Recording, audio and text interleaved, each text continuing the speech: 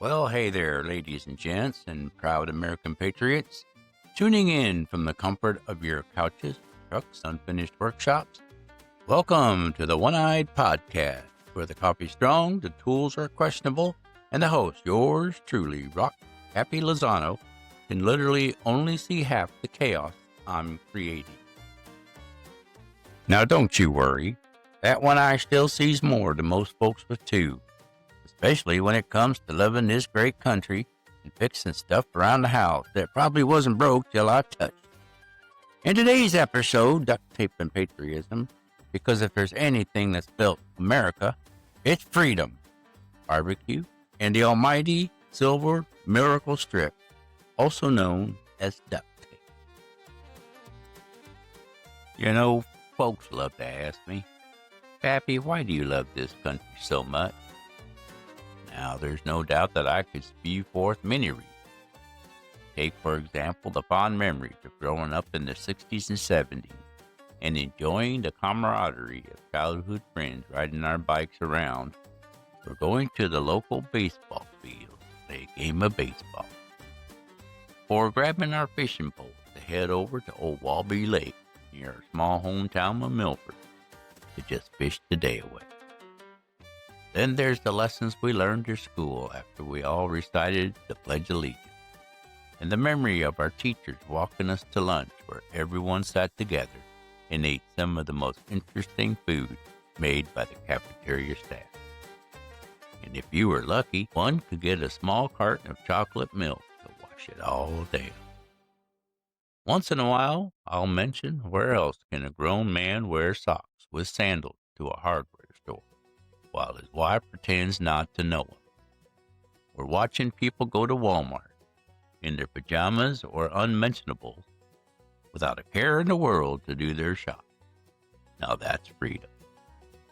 Freedom is buying a new hammer, even though you've got 12, because this one is red, white, and blue. It's having my wife ask me, Pappy, why do you need to buy so many screwdrivers? And all I can do is smile and kiss her, which I think confuses her enough to forget her question and allow me to continue on with my tool purchases.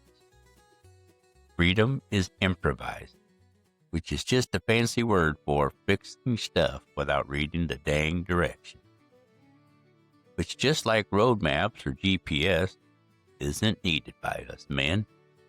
It's my belief that the good Lord embellished men with the directional compass of figuring things out in their DNA, and then gave us our wives to get us back on track as a failsafe when that compass may be recalculated.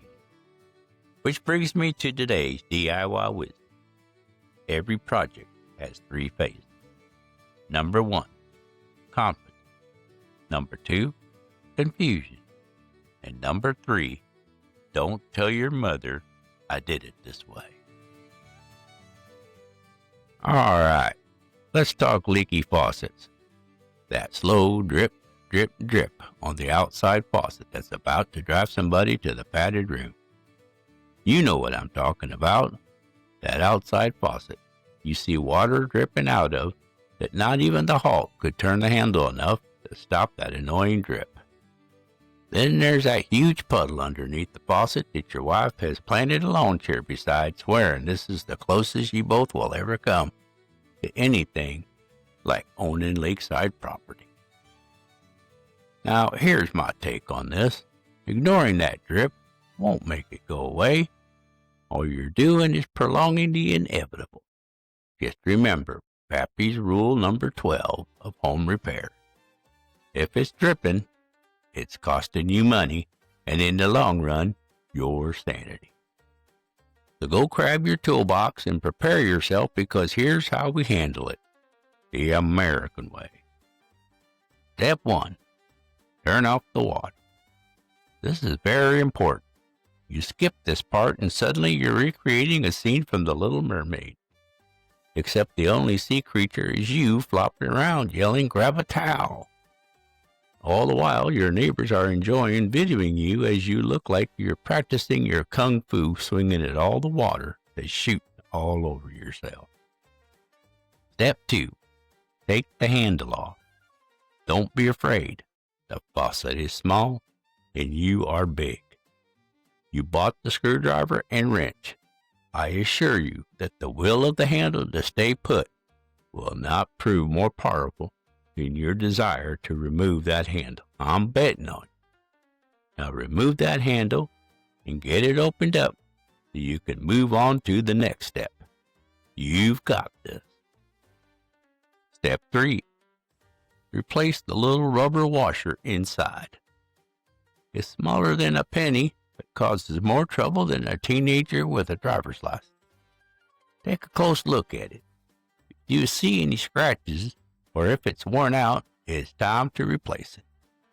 This is also that perfect opportunity to run on down to one of my favorite places, the local hardware store. Now's the perfect time also to take inventory of your parts needs for some of the other projects you might have in the works. You know, like that loose and missing trim that you promised over and over to take care of. Go on, grab yourself some nails while you're there and secure that, or buy a length of trim and mark that off your to-do list. It's also a great time to take some time to look in your toolbox. There's always something you have thought about buying to increase your tool collection. And even if there isn't, it's a great time to walk around the hardware store and take in all the smells and eye candy. But don't forget to take the old washer to the hardware store with you so that you can look and match one up where it's replaced. Step 4. Reassemble. Once you get back and replace the washer, now's a good time to look and see if you'll have any extra pieces left over. If you do, well, congrats. Your weight reduced it. And now you'll get to see if the leak has been taken care of, and if all else fails, there's always old reliable duct tape. Now, I ain't saying it'll fix the leak, but it might fix your attitude for a little while. Yeah, speaking of leaks, I once tried to fix a toilet while wearing floor slippers and drinking sweet tea. Terrible combination. I turned a little knob and the dang toilet erupted like Old Faithful. I screamed, the dog barked, and that geyser blasted me so hard my iPad spun around backwards. Now that's embarrassing. Trying to look cool with a backwards eye patch, I looked like a confused pirate. Next thing I know is my wife walks in, shakes her head, and says, "Pappy, will you please call a plumber?" I said, "Sweetheart, this is America. We fix things ourselves." Well, after repeated attempts to fix the leak, and after using all my wife's clean towels to clean up the mess, I finally gave in to the better part of common sense, my wife. 2 hours later, plumber's there just a whistling away and correcting all the hard work I had put into fixing that leaky faucet. Afterwards, my wife just shakes her head as she writes a check for $280. Of course, I just stood there soaked to the bone and trying to take some credit by pretending I had loosened the bolts for him so he could finish quick. He looks at me and says, "Sir, problem was that the water wasn't even shut off." I said, "Well, dang, son, I was testing you." The moral of the story, if pride was lumber, I could build a barn.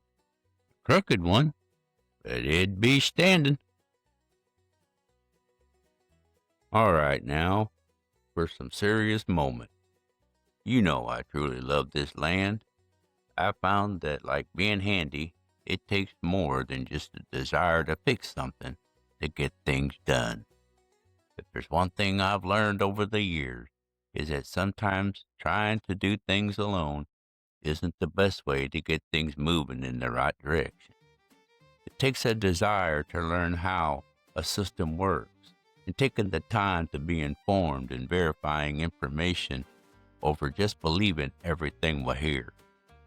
It's also about my belief that it takes a commitment to work hard and the desire of helping others when you can. That makes a difference in our communities and strengthens our beautiful country. Being able to find ways to work together makes for progress in so many areas we find needs to fixing.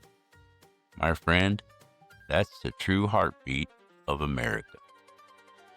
My belief has always been that as long as you're swinging a hammer, learning a skill, messing with the lawnmower engine, replacing a light switch, or working together to solve issues, we're participating in the great tradition of American tinkering because we are the land of innovation. Keep in mind that hate and discourse rarely ever solve anything. My dear old Pappy once told me that in the dark room, we all look the same, and on the battlefield, we all bleed the same color. So maybe the best way to improve our disposition in life is to find a way to work together. Try to uplift one another and listen, sometimes more than we speak. We ain't perfect, but we're hopeful. We're capable, and dang it, we believe that we can fix it. Because we're not Americans, we're Americans. Even if we got to keep trying multiple times, and even if we got to ask others for help, just remember that as long as we communicate and work together, you and I, we've got this. Well, folks, that's all for today's episode of the One-Eyed Podcast, Duct Tape and Patriotism. Remember, you don't need to see everything to appreciate what you've got. Just keep one good eye on the goal and the other on the toolbox. If today's show made you smile, then by golly, share it with your friend or that neighbor who keeps borrowing tools and returning them dirtier than his intention. I look forward to seeing you next week. And as always, be kind to one another, only because you can be. And we all can be always. God bless you. God bless your home repairs. And God bless the United States of America. Pappy out.